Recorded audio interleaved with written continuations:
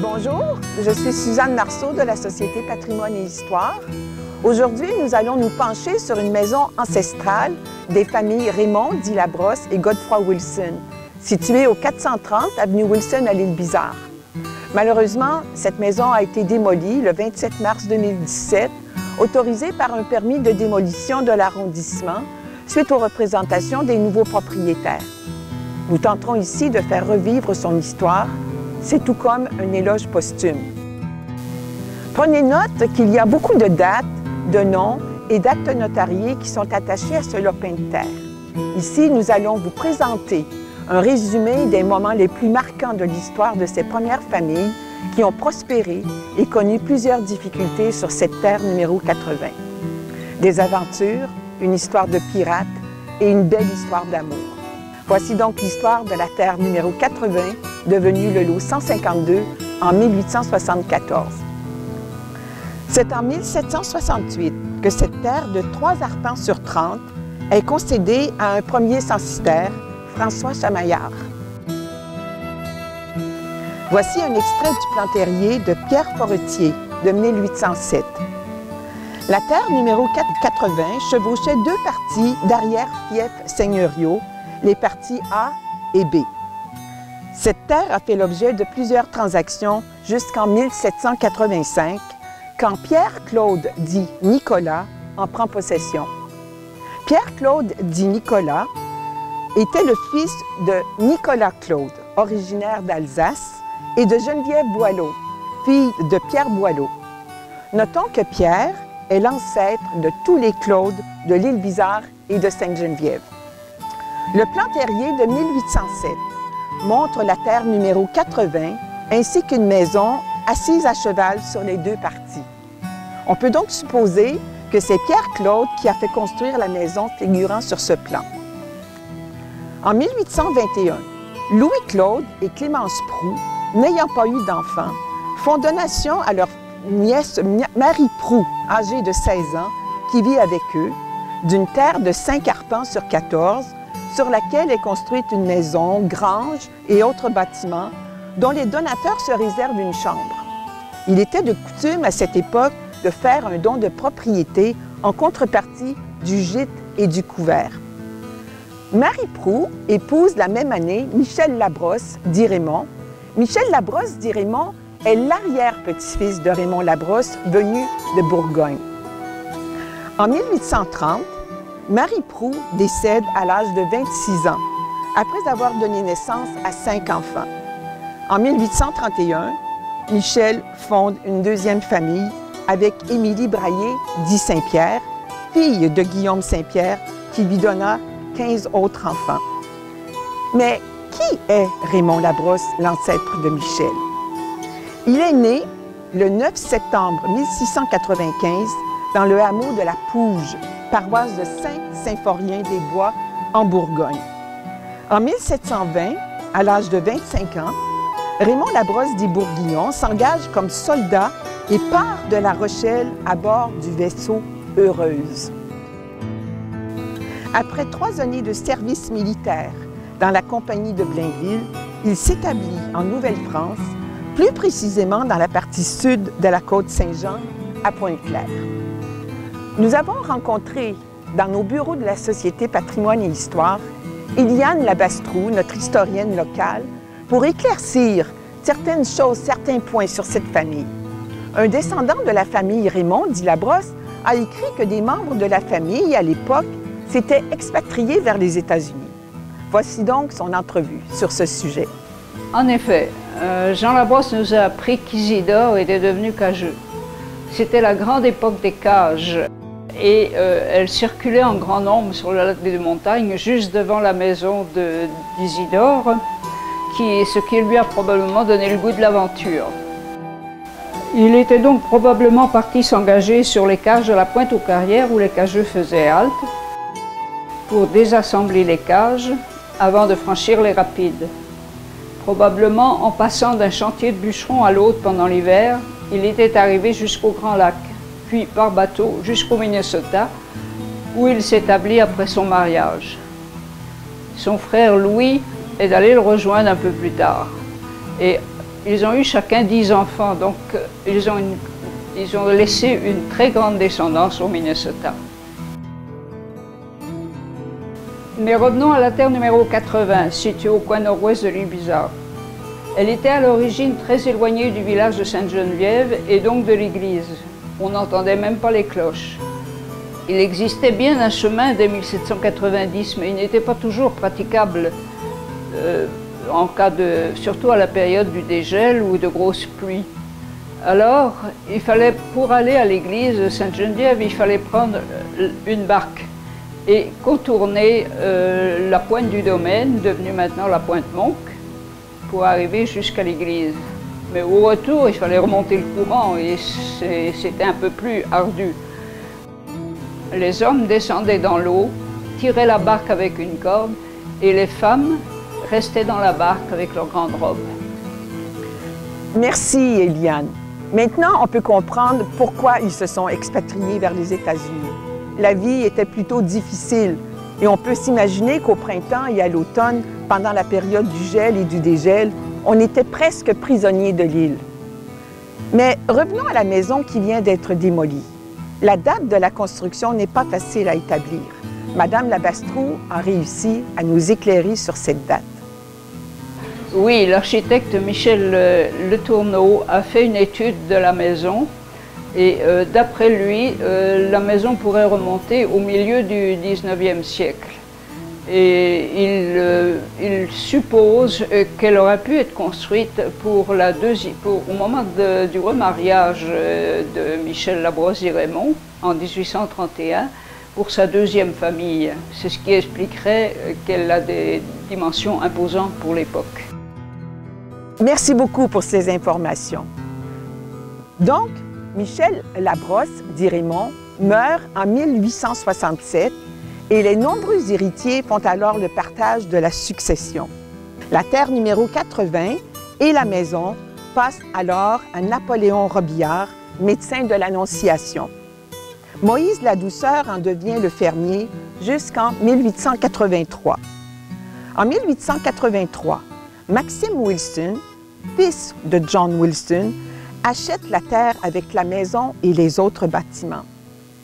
Maxime Wilson était le fils de John Wilson, qu'on disait aussi Welsh, originaire de Lisbonne au Portugal. Il est arrivé au Canada contre sa volonté vers 1815. Mais qui est John, le père de Maxime?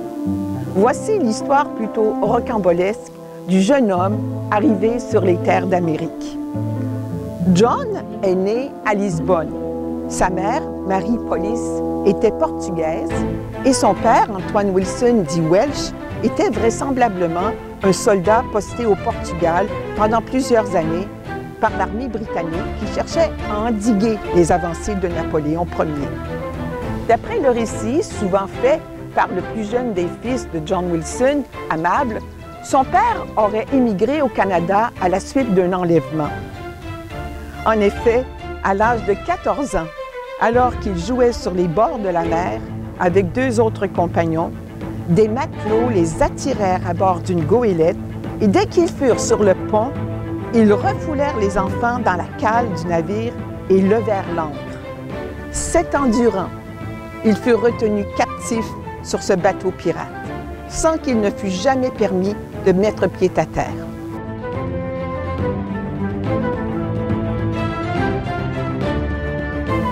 Un jour, en 1815, comme le navire était à Québec par une nuit noire, les captifs trouvèrent moyen de s'échapper sur la terre ferme et de reprendre ainsi leur liberté. 3 jours durant, Johnny côtoya le Saint-Laurent dans la direction de Montréal. C'était alors l'époque des cages, ce flottage des immenses radeaux de bois carrés sur le Saint-Laurent. Le brave marin trouve alors de l'emploi au service de la compagnie Hamilton de Hawkesbury, qui faisait le commerce du bois carré expédié alors en Angleterre. 3 ans plus tard, notre voyageur arrive dans l'île Bizarre par cage. Il ne s'attendait pas à rencontrer l'amour de sa vie, Marguerite Paquin, âgée de 21 ans. Il l'épouse en 1824. Il s'était établi comme cultivateur dans l'île en 1823 sur la terre numéro 52, puis en 1827 sur la terre numéro 68. Le couple aura 12 enfants, dont la majorité des fils s'établirent dans l'île Bizarre. Revenons maintenant à Maxime, le fils de John, qui acheta la terre 152 en 1883. Il avait épousé en 1855 Marie-Adeline Paquin, une cousine de sa mère Marguerite. Puis s'était établi sur la terre numéro 3, voisine de la terre numéro 80. La terre 152 était destinée au fils de Maxime, Godefroy, à l'occasion de son mariage en 1885 avec Alzina Théoret. Ces derniers eurent 12 enfants, dont Georges. Malheureusement, Godefroy Wilson meurt à 51 ans en 1910, laissant l'exploitation de la terre à ses deux fils, Ovide, 16 ans, et Georges, 14 ans. George Wilson, né en 1896, se maria en 1927 avec Alexandra Choret et reprend l'exploitation de son père à son compte. Il décède en 1985. Comme son père et son grand-père, Georges sera conseiller municipal en 1949 à 52. Il sera aussi commissaire scolaire de 44 à 47. Il était très actif dans la culture maraîchère, les petites fèves, les tomates, le maïs. Cultivateur prolifique, il engageait jusqu'à 40 personnes pour le travail au champ. Le couple aura 8 enfants, dont les deux derniers, des jumeaux, André et Hervé. Ils ont accepté de nous rencontrer pour partager leurs souvenirs d'enfance. Ils nous ont parlé de leur père, Georges, et de plein d'autres souvenirs.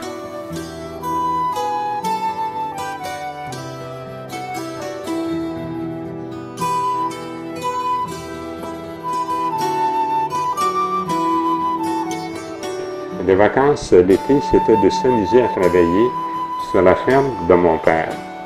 Et puis, ça consistait principalement à accueillir les petites fèves, cueillir par la suite les tomates et le blé d'Inde. Et puis, on avait un peu, avant les petites fèves, on avait la cueillette des radis. Ça, c'était lorsqu'on était à l'école primaire.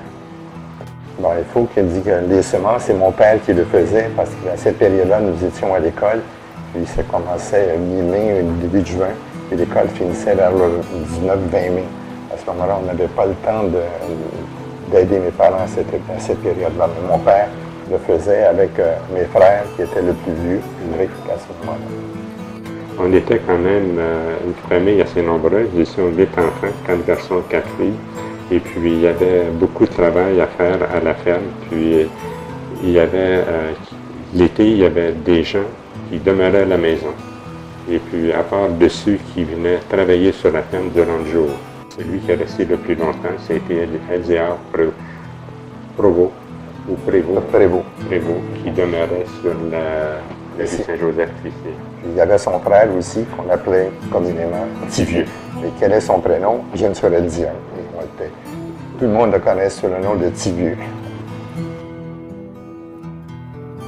Concernant le marché Bon Secours, c'était le marché fétiche de mon père. Il l'appréciait beaucoup. Ensemble, il a commencé à aller au marché Bon Secours avec des chevaux. Moi, je n'ai pas connu cette période-là, c'est ce qu'on m'a dit. Mais je me rappelle, tous les jours, durant l'été, il se rendait au marché Bon Secours. Il partait vers 2 heures, 3 heures. Le camion était plein. C'était un camion couleur de l'armée. Puis, tous les jours de la semaine, du lundi au vendredi. Mais le samedi, il n'en avait pas, je pense. Il revenait dans l'avant-midi. Le retour, il était vers 9h ou 10h, il était revenu. Puis, il y avait une autre charge qu'on préparait. Parfait.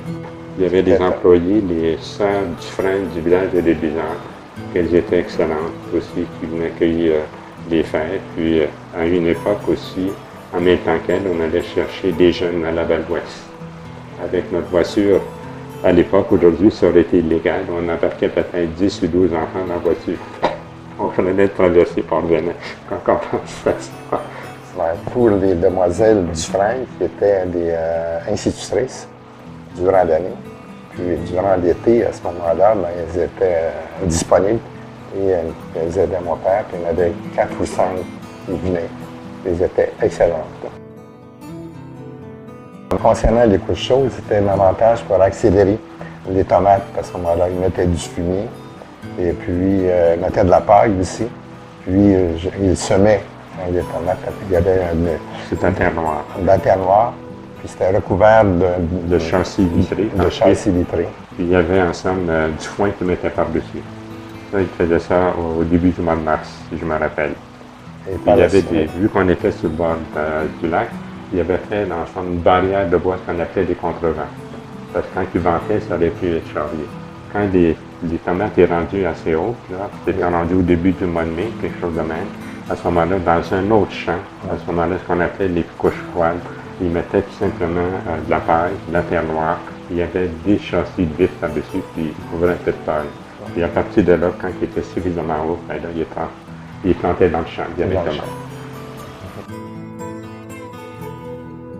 Il ne faudra pas oublier de parler des chalets. Mon père s'est marié en 1927, au mois de février, puis il a eu l'occasion au moins de construire 12 chalets.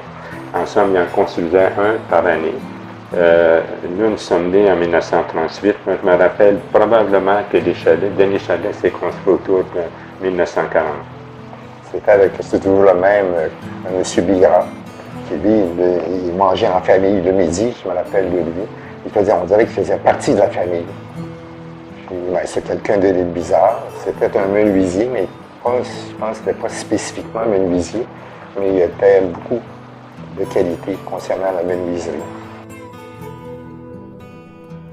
Il y avait des skis nautiques, puis encore de ça, il y avait des jeux de badminton, puis il y avait des jeux de croquet. Il y avait une entraîne, puis il y avait à certains moments, il y a eu de la compétition aussi concernant les jeux de croquet. Non, ça a été une enfance qui a été extraordinaire.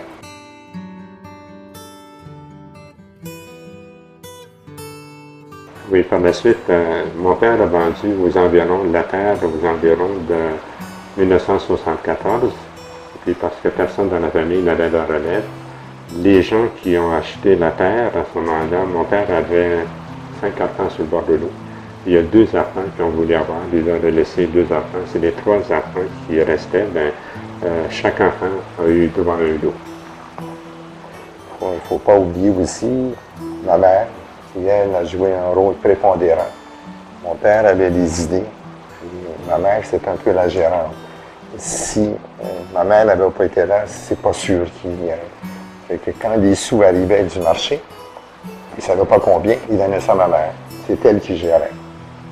Et même pour les chalets, je me rappelle, moi, elle les aidait à entretenir, elle peinturait les chalets. Elle était très active, elle était vraiment... Elle était très complice pour faire le travail, parce que si elle n'avait pas voulu, je pense qu'il n'aurait pas réussi si bien.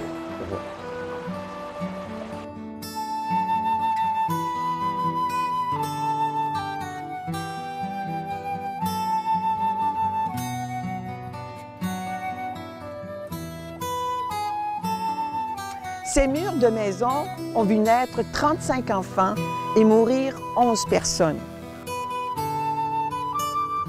Au grenier, on trouve des compartiments pour l'entreposage du grain, ce qui témoigne de la vocation agricole de cette maison. L'apparence actuelle et son style québécois seraient l'œuvre de Godefroy Wilson entre 1885 et 1901. Agriculteur prolifique et possédant aussi une nombreuse famille, l'ajout de la cuisine d'été, des larmiers, des lucarnes, du toit et du parement de briques serait l'œuvre de Georges. On remarquera aussi la ressemblance de l'apparence de la maison avec celle de son grand-père John, qui avait fait construire sa propre maison en 1861. Finalement, mentionnons les critères patrimoniaux utilisés par les évaluateurs de la maison ancestrale afin de noter les dites maisons.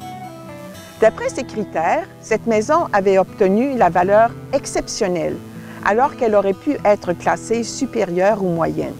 Voici les critères. Premièrement, valeur d'âge. Édifice construit avant l'époque industrielle, 1860. Valeur d'unicité. édifice dont le style, l'usage, la forme ou la position se différencient des autres. Valeur architecturale. L'ensemble de l'édifice possède une qualité esthétique en fonction de son style d'architecture. Valeur historique.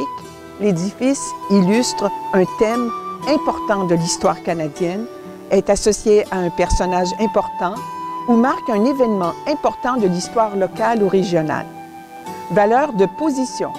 L'édifice conserve son encadrement, aire de pertinence, influence le caractère actuel du secteur où il se trouve, constitue un point d'intérêt identifié par la collectivité ou est situé sur un site archéologique et dernièrement, dernière valeur, valeur de conservation. L'édifice est entretenu dans un esprit compatible avec son style et son époque et conserve la majorité des éléments caractéristiques.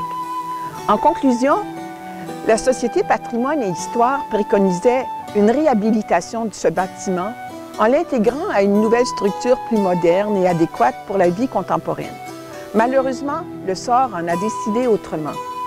Pourtant, plusieurs exemples judicieux auraient pu alimenter la créativité des propriétaires. Notre arrondissement a de belles maisons témoins de la vie de nos ancêtres. L'histoire de toute une communauté est inscrite dans cette trame bâtie et il revient à notre génération d'intégrer des valeurs de sauvegarde pour passer l'histoire de l'île Bizarre et de Sainte-Geneviève à nos descendants. Cette maison aura eu une bien triste fin.